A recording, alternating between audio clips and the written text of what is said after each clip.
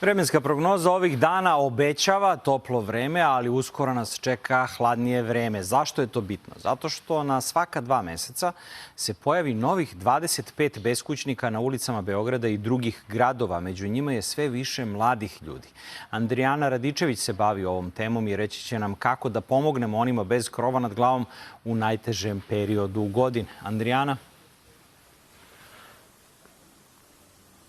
Da, uvek možemo da pomognemo tako što ćemo donirati toplu, čistu garderobu, obuću i sve ostalo što je potrebno. A kakva je trenutno situacija u Srbiji, reći će nam najbolje Igor Mitrović iz Adre. Dobar dan.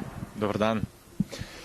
U Beogradu znamo šta se dešava, pošto smo tu sve vreme. Organizacije u drugim gradovima rade, prikupljaju podatke malo sporije.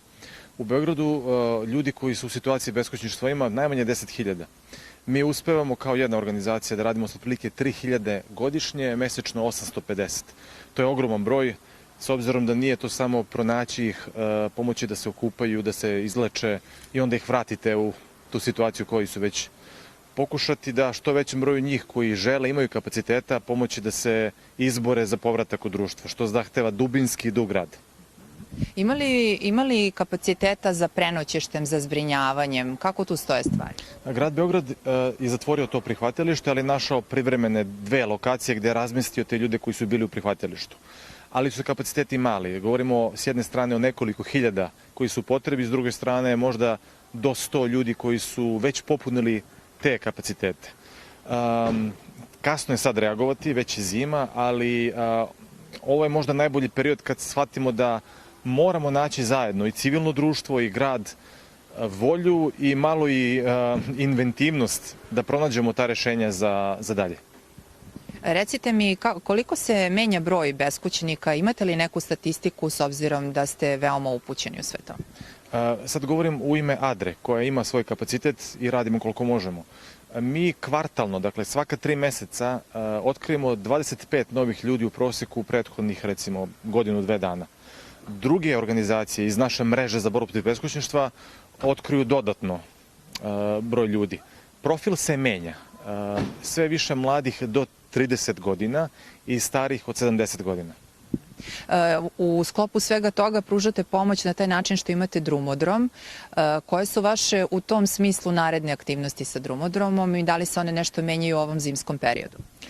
Ne menjaju se, jedino što je naš apel prema građanima i kompanijama da doniraju ono što ste pomenuli već malo pre.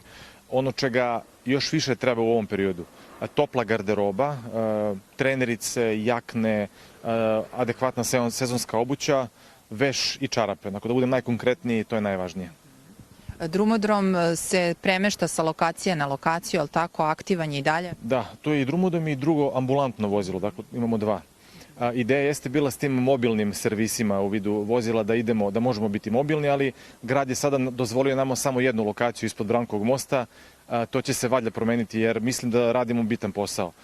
Građani koji su u potrebi znaju gde smo i osim ta 2 vozila mi radimo patronažno, što bi se reklo. Pronalazimo ljude tamo gde su oni, a ne mogu ni do ovih vozila da dođu sami. Hvala vam puno na ovom razgovoru. Ako i vi želite da pomognete beskućnicima koji, kao što smo čuli, je na svaka 2,5 meseca 25 ljudi se nađe na ulici ili bez krova nad glavom, možete to učiniti i sve potrebne informacije naći na Facebook i Instagram stranici Drumodroma.